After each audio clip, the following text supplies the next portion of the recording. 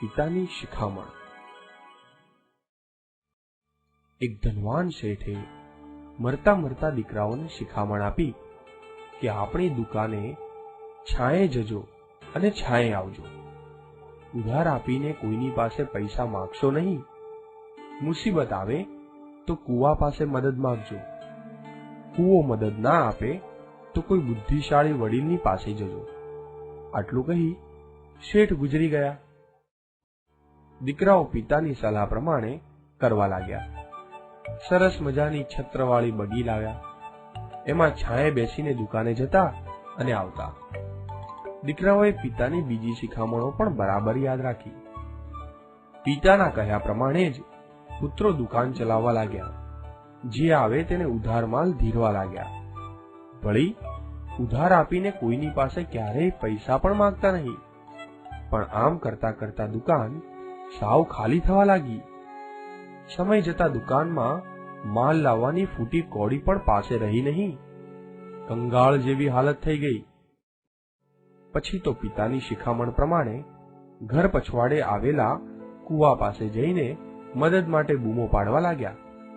પણ કુવો કઈ સામે જવાબ આપે? આખરે તેમને પિતાની છેલ્લી શિખામણ યાદ આવી। ગામના વડીલ પાસે જઈને તેમણે પોતાના દુઃખની વાત કરી। વડીલે દીકરાઓને સમજાવીને કહ્યું, તમે તમારા પિતાજીની શિખામણનો અર્થ બરાબર સમજ્યા નહીં અને અર્થનો અનર્થ કરી નાખ્યો। દુકાને છાંયે જવું અને છાંયે આવવું એનો અર્થ થાય સૂર્યોદય પહેલા દુકાને પહોંચી જવું અને સૂર્યાસ્ત પછી દુકાનેથી પાછા આવવું। એટલે કે ધંધામાં સખત મહેનત કરવી। ઉધાર આપીને માગવું નહીં એટલે કે કોઈને ઉધાર આપવું જ નહીં, જેથી માગવાનો વારો આવે જ નહીં, જેથી ધંધો ઉધારીથી ડૂબે નહીં।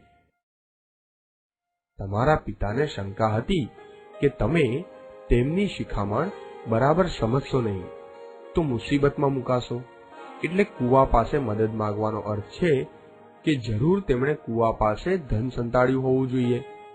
વડીલના કહેવા પ્રમાણે દીકરાઓએ કુવા પાસે ખોદકામ કરાવ્યું તો તેમાંથી ધનથી ભરેલી પેટી મળી આવી। મળેલા ધનથી પુત્રોએ ફરી વેપાર શરૂ કર્યો।